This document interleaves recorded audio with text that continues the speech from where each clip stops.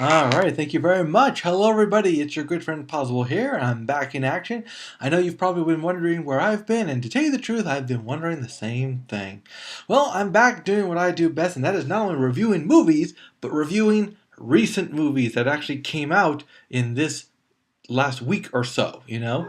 I know I do some very old movie reviews, thank you Netflix, but now I can actually do a review for something that's actually come out recently, and that of course is Jack Ryan Shadow Recruit. Here we're going to reboot again the Jack Ryan series from the late Tom Clancy, who passed away in October. This is the last movie he worked on, and it was actually okay.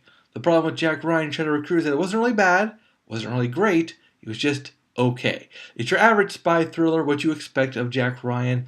The characters in it are pretty well established. You know, it begins with Jack Ryan in college. I hope this works out, because if it doesn't, then we're going to have to go back to Jack Ryan being in high school if we're going to reboot this series yet again. But no, this time it starts off as in college. He sees the 9/11 attacks while going to school in England. He then goes to Afghanistan. He immediately enlists in the army, Marines, forgive me. And then there he gets wounded, and while wounded, he meets up his nurse being played at the time by Keira Knightley. Though she's not a nurse, she's a doctor. And I just can't seem to get anything right, except for the fact that this movie was okay.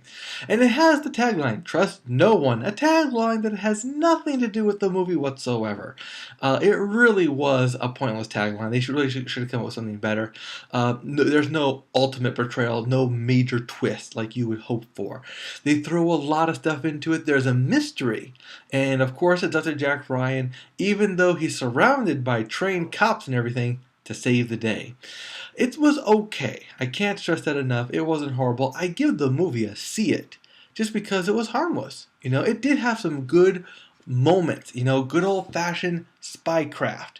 It wasn't too bad with the spycraft. It wasn't too amazing with the spycraft either, so they didn't go over the top. Was this a worthy reboot? I think they could have done a little bit better, you know, more with the times.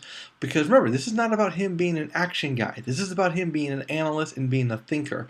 So they get the king of all reboots, Chris Pine, to play the role. After what he did with Star Trek, they were hoping lightning would strike twice. It didn't really strike. It more bumped this one. Keira Knightley makes it, though. Keira Knightley really does have that presence. Lovely lady. Great to see her again. And but unfortunately, she's not in it enough to ultimately save the movie. Directed and starring as the villain, Kenneth Branagh, who actually played a very good villain.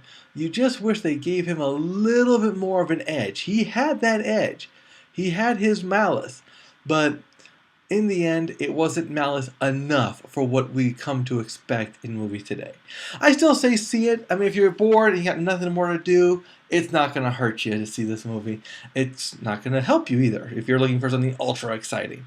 All right. Well, that's it for me for now, guys. We will see you at the theaters.